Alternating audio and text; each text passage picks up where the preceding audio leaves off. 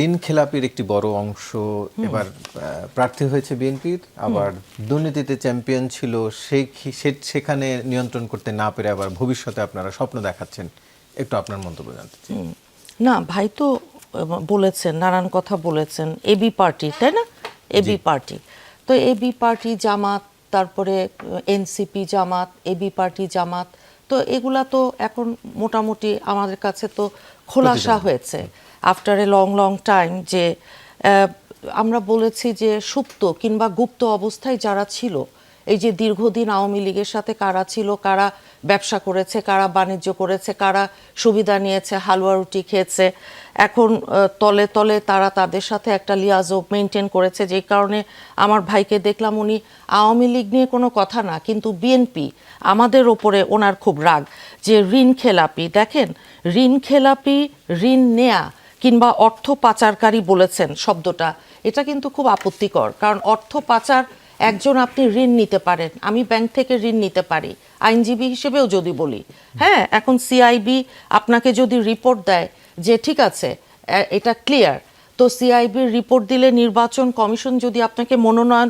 দেয়, আইনের সমস্ত বিধি নিষেধ, বহু আইন তো আছে, বহু আইন আছে নির্বাচনে, নির্বাচন কমিশন, আরপিও সহ অন্যান্য যে আনুষঙ্গিক আইনগুলো আছে। তো ভাই কি শুধু বিএনপির ঋণখেলাপি দেখলেন, জামাতের কিংবা আরও অন্যান্য দলের ঋণখেলাপি ও ওনারা নিলে এটাকে কি বলবেন?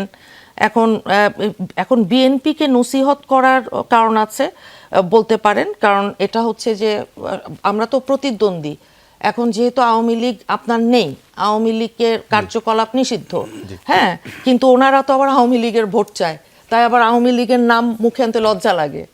আওয়ামী লীগের ভোট চায় তো তারা, সবাই তো চায় না তারা স্পেসিফিক্যালি বলছি আমি, যেই কারণে উনি কুমিল্লায় আমাদের যিনি একজন নমিনেশন যাকে দেওয়া হয়েছিল ওনার, হ্যাঁ না কুমিল্লায়, তার কথা উনি বললেন, হ্যাঁ। তো এটা ব্যক্তিগতভাবে বলবার এটা কিছু নেই, এটা এখন কে কি সেটা আমরা সবাই, আমাদের একটা ধারণা আছে নমিনেশন পেয়েছে কে, বিএনপি করেছে।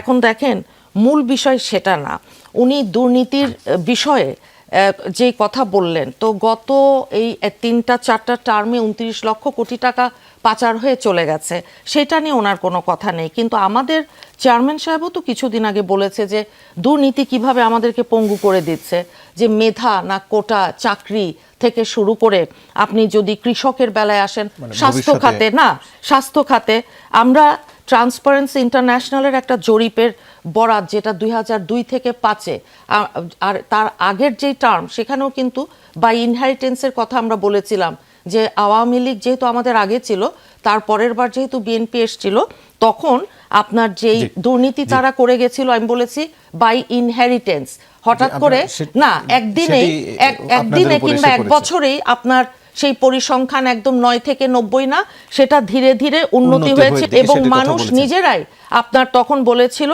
এবং সেই সাথে যেই সংস্থাগুলো আছে সংশ্লিষ্ট, এটা তাদেরও কথা ছিল। কাজেই এটা খুব একপেশে না, একপেশে আপনার হলে হবে না। আমরা বহু বছর ধরে অব্যবস্থাপনা, দুর্নীতির বিরুদ্ধে যে লড়াই করছি।